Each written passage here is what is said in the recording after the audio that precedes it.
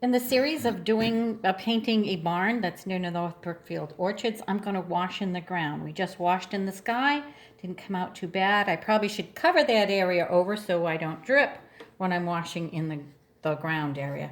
I've mixed up a variety of colors that I see in here, some peaches, some yellow greens, some darker greens, some.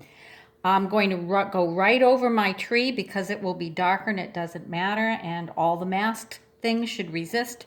I am painting around the stone wall, but if I get some paint on it, it's not going to matter because the stone wall is going to be darker than the ground.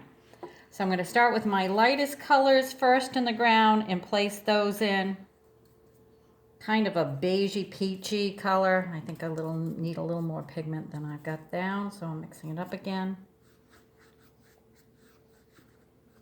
If it comes out too dark, you can always subtract some of the color. I'm going to put a little bit of it where I see it on the road. Keep in mind that watercolors dry lighter than they look when they first go down. I have to do this very quickly because I want a lot of my colors to merge.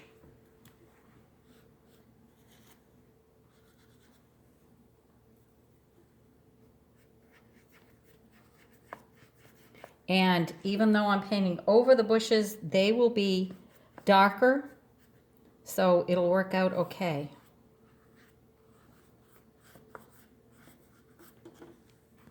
Let's go in with some of the greens, maybe a little bit more yellow green.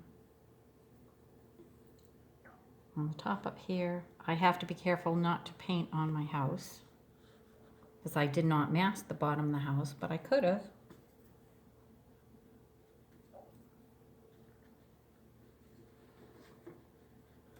Going to work from my background to my foreground because if it starts to dry, it'll be okay. I want the foreground to be a lot darker and clearer and richer. Usually things in your foreground. Obviously this brush holds a lot of paint, but I still needed more paint.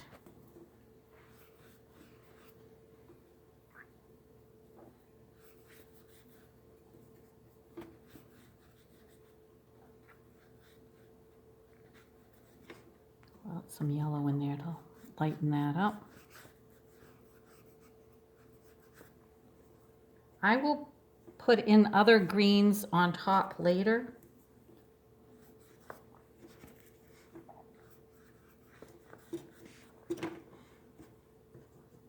But right now I'm trying to work as fast as possible.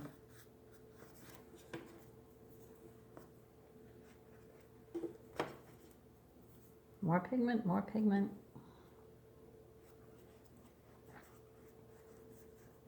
Again, I'm painting over what will be bushes later.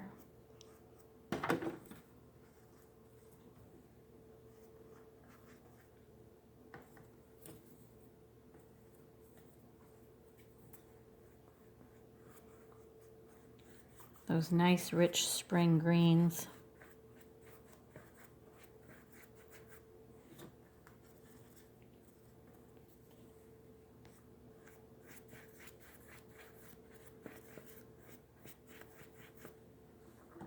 My paper was all wet first before I started, so this would wash in nicely.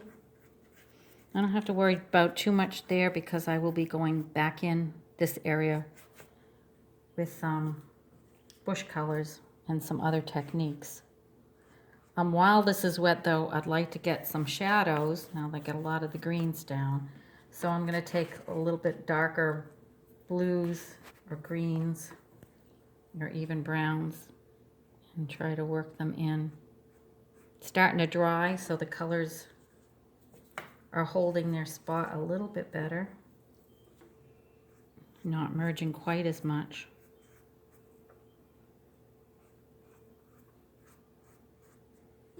Again, like I said, if you keep it light, you can keep working over and over with it with more paint once this dries. I'm going to put a little bit of a yellow streak in there.